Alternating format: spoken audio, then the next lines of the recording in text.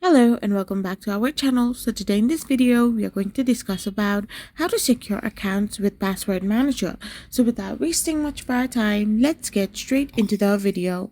So if you want to secure your account with Password Manager, you need to simply create a strong master password.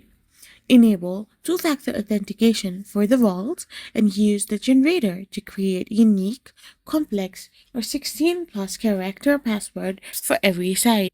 You can also install browser extensions, sync across devices, and use autofill to protect against phishing. So, you can use the password manager's built-in security dashboard to check for weak, reused, or compromised passwords in the breach database. Never share your master password and install the app on your computer, phone, and tablet to keep your credentials updated everywhere. So this is how you can simply do it. I hope you found this video helpful. So don't forget to hit that subscribe button and do give us a thumbs up. We will be back again with more informative videos. Thank you for watching and stay tuned for our next video.